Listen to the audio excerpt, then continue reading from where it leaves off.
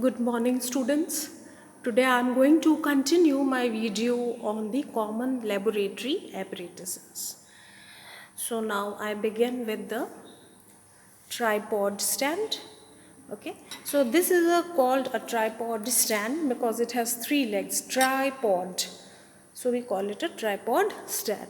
It is used for heating purposes. So this is a Bunsen burner about which I introduced to you last time in the last video. Okay, so what we do is we keep, whenever we want to heat something, we keep the tripod stand over the burner, and then we have to keep this another uh, apparatus. This is called a wire gauge. Now this wire gauge has a layer of asbesto pasted on it.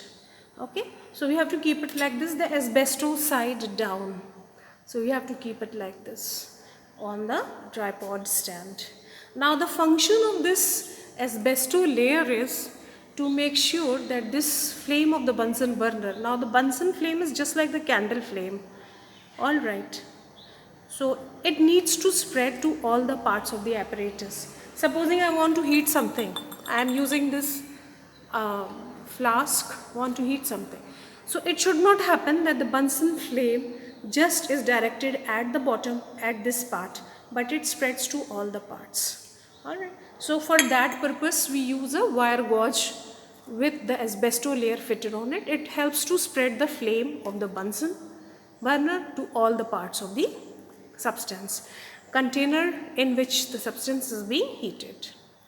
Okay, now after this we come to the next apparatus.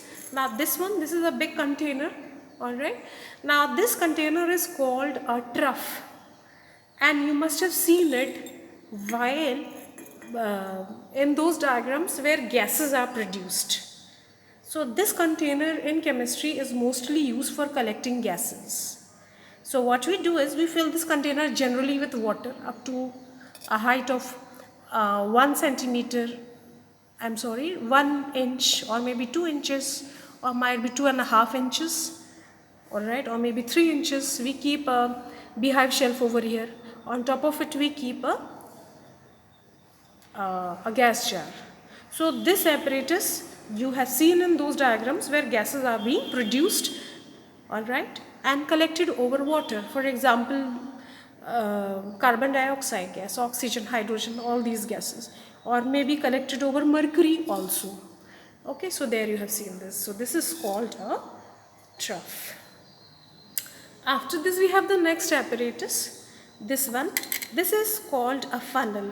Now funnel is simply used for transferring liquids from one container into another. We have it at home also, isn't it? Everybody has it at home also. Now this one is made up of plastic. Now because it is cheaper, so these days plastic apparatuses are in the market. This one is another funnel. This is made up of glass. Glass is always better than plastic because glass is non-reactive. Okay. So we also use a funnel for filtering mixtures of solids and liquids. So what we do is we just fold a filter paper thrice, we put it on this, and then we just keep it somewhere, and then we use it for filtering the liquid out of the mixture of solid and liquid, or separating solids and liquids. This is what we use it for. Now the next apparatus is this one. This is called a measuring cylinder.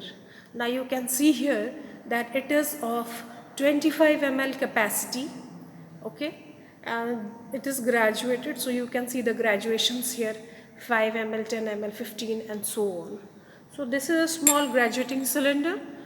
It is used for measuring liquids. Now we have another one over here. This is a bigger one. This is a 1 liter capacity. Okay, so you can see over here 1000 ml is etched over here. Okay, so this is a bigger one. So the basic purpose is to measure volumes of liquids. Okay, now after this we have this container. This is a conical shaped container. We call it the conical flask. It is used for mixing 2-3 liquids, especially during the time of titration.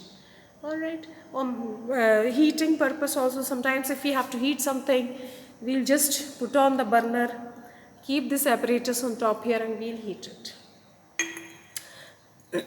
Then we have the other apparatus. This one is called a round bottomed flask, because you can see that it is round from the lower side. As a result of this, it cannot stand on its own. Okay, it needs a stand to be held. It cannot be held without a stand. So this is an iron stand. It's actually a wooden stand, but this part is made up of iron. We simply call it a stand. Alright, wooden maybe, or maybe iron. These are the two common materials which are used for making it. So this apparatus, the round bottomed flask, is usually used for heating substances, mixing, carrying out distillation, especially distillation experiments, all these and other types of reactions. We use this round bottomed flask. Now this is a very small one. It has a smaller capacity. We have bigger ones also. Now after this, I want to show you this. This is called a delivery tube. Now delivery tube means it is used for delivering substances. Usually it is used for delivering gases. Okay, for example, we take this test tube, we are carrying out some reaction here, a gas is being produced. So we just fix in this delivery tube here like this, okay, so that the gas can pass on to the other test tube like this over here. Okay, now this has got a plastic stopper here so that the gas might not leak from this test tube. So this is, and to be precise, we call it the bend delivery tube, because you can see it is bent from two sides, two places it is bent. So we call it the bend delivery tube. Now this one is called a Petri dish. We can use it for keeping solids, liquids, etc. And it finds a lot of uses in biology, where it is used for growing various kinds of bacteria, fungi, etc. Various organisms are grown by putting some agar into it. A base of agar is prepared, and then over it organisms are grown. Now moving on to the next one, we have the the litmus papers. So this is the red litmus paper strips.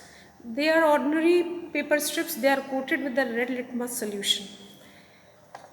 Then we have here the blue litmus strips also. Okay, so these litmus strips are used for testing the nature of the substance, whether the substance is acidic, basic, or neutral in nature. Then we have over here, these are ordinary filter paper strips. We use these strips for doing some additional experiments and tests. For example, if we want to test the hydrogen sulfide gas, sulfur dioxide gas, we need to dip these paper strips into lead nitrate solution, potassium dichromate solution, and bring in contact with the gas and see what is the color change. So these strips are used for these various purposes. Now we have this another container over here. This is called a water bath. Now there are many times there are chemicals which we cannot heat directly. Okay, supposing there is some chemical which might be very volatile and might vaporize on heating directly. Okay, we do it at home also many times. So what we do is we heat it indirectly. So we fill this container with water, okay, and like half capacity till here, half of it we fill it with water. And then supposing we want to heat something, then we are going to keep this. So what is going to happen is a very slow, uniform, gradual heating of the substance will take place. So many conditions and many times we cannot heat a substance directly, because direct heating, what happens is very intense heating, because the temperature of the Bunsen flame is very high, 1500 degrees Celsius approximately. So it's actually a very intense heating. Many times we do not require such an intense heating. It can lead to the decomposition of the substance. So we heat it indirectly by keeping on this. Filling this first with some water, okay, and then we keep our apparatus here with the substance into this like this, and then we heat it. Okay, so this is for slow and gradual heating. We have another apparatus over here. This is called a burette. Now this consists of a very long tube, and you will always find a burette fixed onto a stand, wooden stand or iron stand like this. It is graduated. Now this one is of a 50 ml capacity.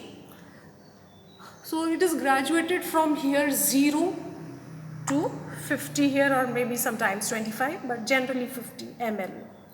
This is a small pinch cork through which the liquid passes out. So we fill it with a certain liquid, and with the help of these markings we can see how much of liquid has gone down. Generally it is used in the titration experiment, but we can use it in a number of other experiments also. So that is all for today. Thank you.